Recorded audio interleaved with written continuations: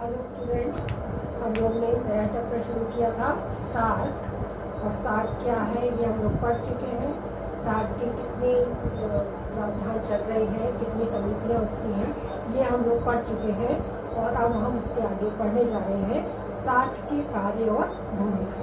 तो किस प्रकार से सार्क कार्य करता है ये हम लोग पढ़ेंगे। हमें ज्ञात है कि 7-8 दिसंबर 1985 को सार्क का निर्माण हुआ था। जिया-उल-रहमान जो बांग्लादेश के राष्ट्रपति थे, उन्होंने इसमें महत्वपूर्ण भूमिका निभाई थी। इसके 8 सदस्य राष्ट्र हैं और ये सारे के सारे दक्षिणी एशिया के राष्ट्र हैं। ये एक क्षेत्रीय सहयोग संगठन है, संघ है, ये हम लोग पढ़ चुके हैं। तो क्या क्या कार्य किए सार्क ने मिलकर, अब तक क्या कार्य किए 1985 से लेकर अब तक काफ़ी सारे इसके सम्मेलन हो चुके हैं। उन सम्मेलनों के माध्यम से सार्क ने क्या क्या कार्य किए, उसकी क्या भूमिका रही, इसके बारे में अब हम पढ़ेंगे।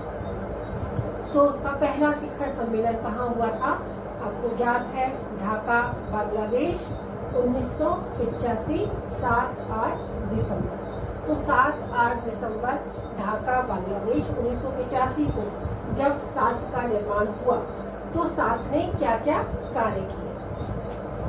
तो इसने क्या कार्य किया, सबसे पहले 8 दिसंबर 1985 को बांग्लादेश की राजधानी ढाका में प्रथम शिखर सम्मेलन संपन्न हुआ, जिसमें दक्षिणी एशिया के 7 देशों की विभिन्न समस्याओं पर व भाईचारे तथा सहयोग के विभिन्न पहलुओं पर विचार विमर्श किया गया।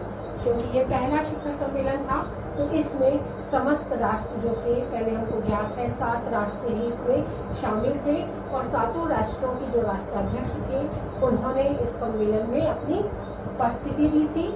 और उस उपस्थिति के अंतर्गत इन्होंने क्या बातें की कि हर राष्ट्र की समस्या अलग अलग थी। तो हर राष्ट्र की समस्या को समझाने के लिए कि क्या क्या राष्ट्र में समस्याएं हैं और हर राष्ट्र की अलग अलग है, कौन सी कॉमन समस्याएं हैं और कौन सी प्रायोरिटी की समस्याएं हैं, उन समस्याओं के बारे में उन्होंने बातचीत करी और किस प्रकार से हम भाईचारे और समस्या के समाधान में एक दूसरे का साथ दे सकते हैं, इसके ऊपर उन्होंने चर्चा की। तो प्रथम सार्क सम्मेलन का कार्य यही है। दूसरा सार्क सम्मेलन की बात जब करते हैं तो दूसरा सार्क सम्मेलन भारत में हुआ, भारत में बेंगलोर में ही हुआ और ये 16-17 नवंबर 1986 में, यानी एक वर्ष बाद लगभग। हमने पढ़ा था राष्ट्राध्यक्षों की बैठक कभी भी हो सकती है और वैसे साल में एक बार अवश्य होगी। तो बेंगलोर के अंदर, भारत के बेंगलोर में 16-17 नवंबर 2 दिन का होता था सार्क सम्मेलन और नवंबर 1986 को ये पूर्ण हुआ, संपन्न हुआ। इसमें क्या क्या कार्य किए गए। 16-17 नवंबर 1986 को बेंगलोर भारत में द्वितीय शिखर सम्मेलन संपन्न हुआ, जिसमें निर्णय लिया गया कि सार्क का सचिवालय काठमांडू नेपाल में स्थापित होगा। याद रखिए कि सार्क का सचिवालय कहाँ है, काठमांडू नेपाल में। ये द्वितीय शिखर सम्मेलन में तय किया गया और इसके प्रथम महासचिव जो थे वो अब्दुल हसन नियुक्त किए गए। अब्दुल हसन तथा आपके सहयोग से सार्क देशों में नशीले पदार्थों की तस्करी को रोकना, पर्यटन के विकास, रेडियो दूरदर्शन प्रसारण कार्यक्रम का विकास, आतंकवाद विरोध के लिए समझौते तथा समयबद्ध कार्यक्रम पर विपदा प्रबंधन आदि पर विचार विमर्श की घोषणा की गई। तो द्वितीय सार्क सम्मेलन जो भारत में बेंगलोर में हुआ था, 2-3 तरह से इम्पोर्टेंट है। पहली बात तो ये भारत में हुआ, दूसरी बात बेंगलोर एक ऐसी जगह जहाँ IT का बहुत ज़्यादा स्कोप है, उस जगह ये हुआ। और तीसरी बात ये रही कि यहाँ पर काठमांडू में इसका सचिवालय स्थापित किया जाएगा सार्क का, ये निश्चय किया गया। और पहले जो महासचिव थे वो कौन थे, अब्दुल हसन। तो आपको एक जीके का प्रश्न है ये कि अब्दुल हसन सार्क के प्रथम महासचिव थे जो द्वितीय शिखर सम्मेलन में चुने गए थे। तो आपको ध्यान रखना है ये। और इस सम्मेलन में क्या क्या बातें हुई कि जो भी समस्याएं हैं, जो उनके समाधान हैं, और नए नए क्षेत्र खोजे गए कि पर्यावरण के क्षेत्र में हम क्या कर सकते हैं, पर्यटन के क्षेत्र में हम क्या कर सकते हैं। तो इस तरीके से बहुत सारी ऐसे सहयोग के मामले दूसरे शिखर सम्मेलन में उभर कर आए जो उस समय तय किए गए। इसके साथ साथ रेडियो दूरदर्शन के प्रसारण जो है एक दूसरे के राष्ट्रों में प्रसारित किए जाने लगे, और जो भी तस्करी के विरोध में कार्य कर सकते हैं या आतंकवाद के विरोध में जो कार्य कर सकते हैं उन सब का प्रबंध भी किया गया।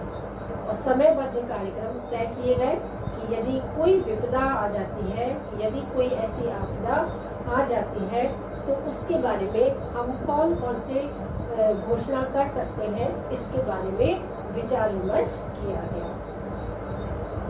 अगला है तीसरा शिखर सम्मेलन। तो तीसरा शिखर सम्मेलन काठमांडू नेपाल में हुआ। ये 2-4 नवंबर 1987 को हुआ। हमें ध्यान रहे कि एक एक साल में ये हो रहे हैं।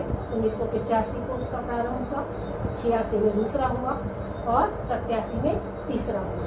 तो 2-4 नवंबर 1987 में काठमांडू नेपाल में तीसरा सार्क सम्मेलन स्थापित किया, सम्मेलन संपन्न हुआ। और इस सम्मेलन में क्या क्या कार्य हुए, इसमें आतंकवाद निरोधक समझौता किया गया, खाद्य सुरक्षा भंडार की स्थापना की गई और पर्यावरण की समस्याओं पर विचार विमर्श किया गया। तो 3 तरह से ये भी इम्पोर्टेंट है। 3 प्रमुख कार्य इसमें हुए। आतंकवाद निरोधक समझौता, आतंकवाद निरोधक समझौता हुआ, और दूसरा हुआ खाद्यान्न सुरक्षा भंडार कि जो खाद्यान्न ज़्यादा तादाद में होते हैं उनकी सुरक्षा के लिए स्टोरेज होते हैं, कोल्ड स्टोरेज, तो वो कोल्ड स्टोरेज की व्यवस्था की गई। और आतंकवाद को रोकथाम करने के लिए, उस समस्या से निपटने के लिए विशेष कार्य किए।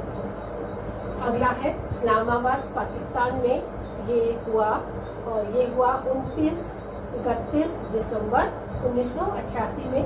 तो चौथा शिखर सम्मेलन कहाँ हुआ, इसका सदस्य राष्ट्र पाकिस्तान इस्लामाबाद में हुआ, जो 29-31 दिसंबर 1988 को संपन्न हुआ था। तो चौथा शिखर सम्मेलन जो हुआ, सार्क के 2000 एकीकृत योजनाओं पर जोर देकर कार्य किया गया, जिसमें 1 अरब से अधिक आबादी है, उन्हें आवास, शिक्षा देने का प्रावधान रखा गया तथा मादक द्रव्यों के खिलाफ संघर्ष की बात की गई। परमाणु निशस्त्रीकरण पर बल दिया गया। चौथी शिखर सम्मेलन में क्या क्या किया गया, मेन काम कि ऐसी आबादी जहां पर 2000 एक तो योजनाएं तय की गई कि 2000 योजनाओं पे सार्क कार्य करेगा, उसमें से छोटी बड़ी हर तरह की योजनाएं थी। और इसके अंदर तय किया गया प्रत्येक राष्ट्र 1 अरब लोगों को क्या करेगा, आवास दिलवाएगा और उनकी समस्याओं का, जो उनके रहने की समस्या है उसका समाधान करेगा। तो इस तरह से, और मादक तत्व जो है, निशस्त्रीकरण है, उस पर भी बल दिया गया। मादक तत्वों की उसके खिलाफ एक संघर्ष अभियान छेड़ा गया। 5वां शिखर सम्मेलन मालदीव में हुआ, ये 1990 में हुआ। समय था 22-23 नवंबर। कहाँ पे हुआ, मार्ले, और ये कहाँ पर है, मालदीव में। और ये 5वां शिखर सम्मेलन था, जिसमें ये बात तय की गई कि आर्थिक सहयोग को अधिक मजबूत बनाना होगा, संयुक्त उद्योग स्थापित करने होंगे, क्षेत्रीय परियोजना हेतु सामूहिक कोष की व्यवस्था करनी होगी, जैव प्रौद्योगिकी के महत्व को रोकना होगा तथा चिकित्सा संबंधी आवश्यकताओं पर बल देना होगा।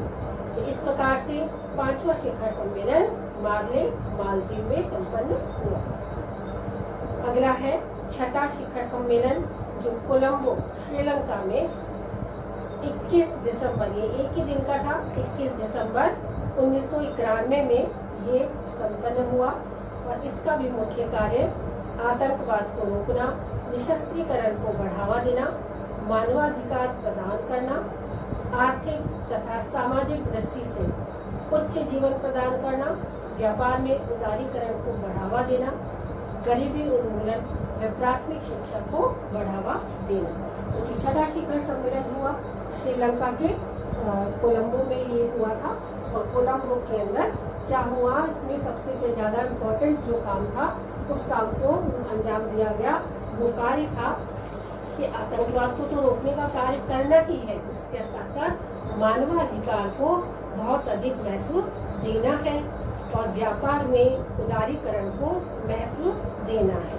उदारीकरण का अर्थ होता है बहुत सारी ऐसी योजनाएं चलाना जिससे जनता को अधिक से अधिक फायदा हो, जिसमें लोन फैसिलिटीज जो है कि लोन फैसिलिटीज आ जाती है और नियमों का में ढिलाव आ जाता है कि इतने ढीले नियम बनाए जाए ताकि प्रत्येक व्यक्ति के ये परिव्यू में आए कि प्रत्येक व्यक्ति इस चीज़ को आसानी से अपना सके। तो उदारीकरण की बात भी इसमें की गई और गरीबी उन्मूलन के लिए विशेष योजनाओं को अपनाया गया। अगला है 7वां शिखर सम्मेलन जो ढाका बांग्लादेश में 1993 में हुआ 10 अप्रैल को। इसमें भी आतंकवाद के विरुद्ध संयुक्त अभियान शुरू किए गए और आर्थिक सहयोग, वरीयता, व्यापार, उदारीकरण आदि व्यवस्थाओं को कायम रखा गया। अगला है 8वां शिखर सम्मेलन नई दिल्ली, भारत 2-4 मई 1995 में ये हुआ और इसमें गरीबी व आतंकवाद के खिलाफ युद्ध की घोषणा की गई। 7 राष्ट्रों द्वारा दक्षिणी एशिया अधिमान्य व्यापार समझौता, जिसे सेप्टा के नाम से जाना जाता है, इसे लागू किया गया। क्या नाम है? सेप्टा, और इसका पूरा हिंदी अनुवाद है दक्षिणी एशिया अधिमान्य व्यापार समझौता। इसे लागू किया गया 8वें शिखर सम्मेलन में। अगला है 9वां शिखर सम्मेलन जो कि मालदीव में हुआ 12-14 मई 1997 में। इस सम्मेलन में भी शांति व स्थिरता का माहौल बनाए रखने की बात की गई और सामाजिक व आर्थिक विकास के लिए अच्छे पड़ोसी संबंधों पर जोर दिया गया और सेप्टा के विकास के लिए और अधिक बल दिया गया कि इसे अधिक से अधिक रूप में विकसित किया जाए। इसके बाद है 10वां शिखर सम्मेलन जो कि कोलंबो श्रीलंका में तय हुआ और ये था 29-31 जुलाई 1998 में। इस समय जनसंख्या रोकथाम के उपाय को ढूंढा गया और जो समस्त राष्ट्र जनसंख्या विस्फोट का पर्याय बन रहे थे उन्हें रोकने के लिए पूरी कोशिश की गई। शिक्षा, स्वास्थ्य, पोषण, बाल कल्याण व महिला विकास पर बल दिया गया और गरीबी उन्मूलन के प्रति प्रतिबद्धता को जाहिर किया गया। अगला है 11वां शिखर सम्मेलन पुनः काठमांडू नेपाल में संपन्न हुआ जो 5-6 जनवरी 2002 को संपन्न हुआ था।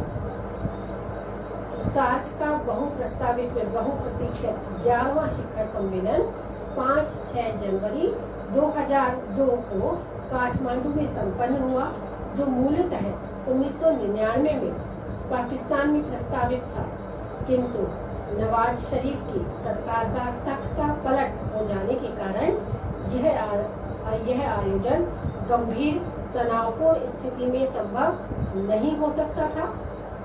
अतः इस आयोजन में 11 पृष्ठों का 56 सूत्रीय घोषणा पत्र जारी किया गया जिसमें आतंकवाद के खात्मे के प्रति प्रतिबद्धता व्यक्त की गई तथा दक्षिणी एशिया मुक्त व्यापार क्षेत्र सेफ्टा का मसौदा तैयार किया गया। 11वां शिखर सम्मेलन ये पाकिस्तान में होना तय था, लेकिन उस समय परिस्थितियां उपयुक्त नहीं थी। पाकिस्तान में नवाज शरीफ जो वहाँ के प्रधानमंत्री थे उनका तख्ता पलट हो गया था।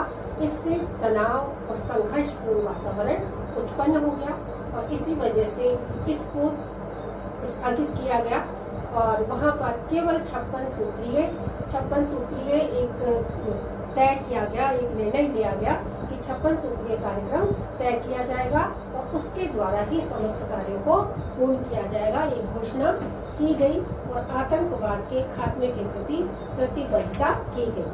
और जो सेप्टा चल रहा था, अब सेप्टा का स्थान सेफ्टा ने ले लिया। SAPTA था, अब SAFTA सेफ्टा हो गया, जिसका नाम है पूरा नाम है दक्षिणी एशिया मुक्त व्यापार क्षेत्र। इसका मसौदा तैयार कर लिया गया। तो इस तरीके से सार्क के 11 शिखर सम्मेलन हम लोग पढ़ चुके हैं।